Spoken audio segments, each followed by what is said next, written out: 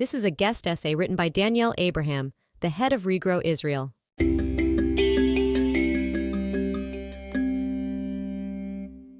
After 3 months spent tirelessly scouring the news, I thought I understood what happened on October 7th. The loss was still too much to bear, but I thought I understood. Then came the curveball. During one of my many trips to the Gaza envelope, the Israeli towns that border the Strip, as part of my work with Regrow Israel, an initiative dedicated to saving and strengthening the devastated farming communities in the western Negev, one sentence stood out.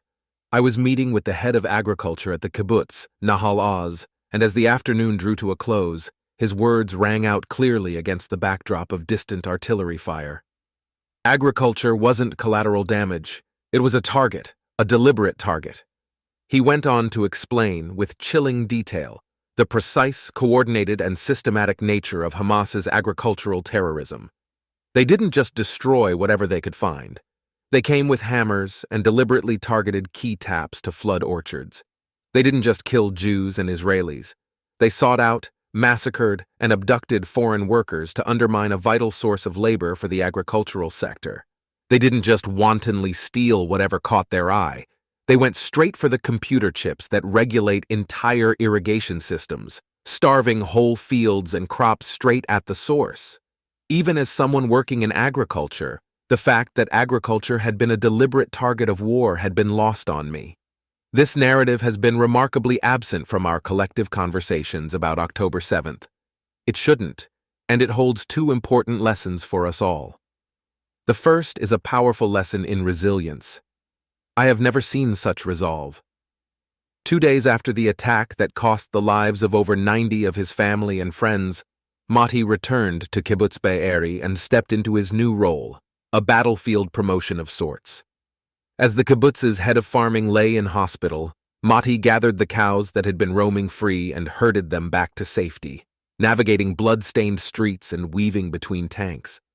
Some of the fields belonging to Nahal Oz are currently green with young wheat, despite being located only 700 meters, 4/10 of a mile from Gaza. How?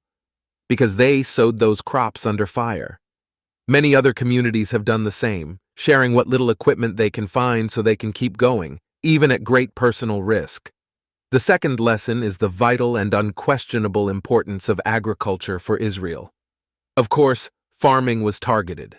It embodies the Jewish people's attachment to the land of Israel and our sense of stewardship over this little patch we call home. For kibbutz residents, farming is part of their DNA.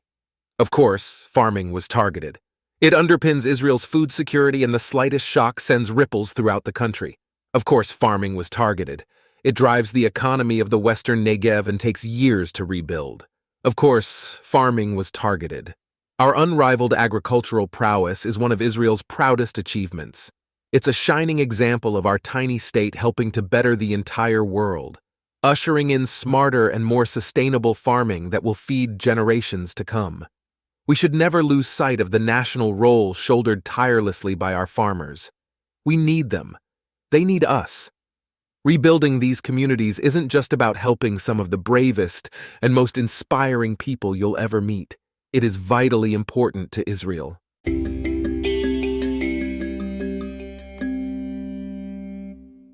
Israel made the desert bloom. Against all odds, a group of visionary pioneers realized an agricultural miracle. They turned a dry, rocky, barren desert quite literally into a Garden of Eden. And this was the true triumph of Zionism, a pioneering spirit and no small dose of ingenuity and innovation. Israel is home to two unique types of agricultural communities: the kibbutz, a collective community in which the means of production are communally owned and each member's work benefits all, and the moshav, a farming village where each family maintains its own household and works its own land, while purchasing and marketing are conducted cooperatively. These communities developed as Jews from all over the world immigrated to their indigenous homeland, beginning in the 1800s and gaining steam the following century. They purchased land that was mostly semi-arid and embarked on rural settlement, although much of the region had been rendered non-farmable by deforestation, soil erosion, and neglect. Since independence in 1948, Agricultural production has expanded 16 times, while irrigated farmlands have increased more than sixfold. Farmers have also grown more with less, using 12% less water to generate 26% more produce.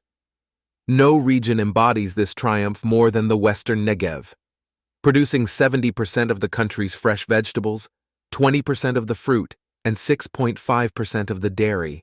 Before October 7th, visitors came from all over the world to view this miracle. The immediate damage is self-evident and devastating, such as millions of dollars worth of equipment stolen or destroyed.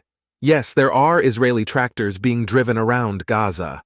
Over $500 million in lost income, widespread infrastructure damage, loss of more than 7,000 experienced farm workers, and grave damage to the soil impacting its fertility for years to come.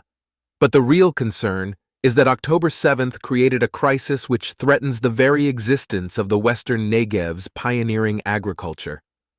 We must acknowledge that our goal has to be to secure the long-term future.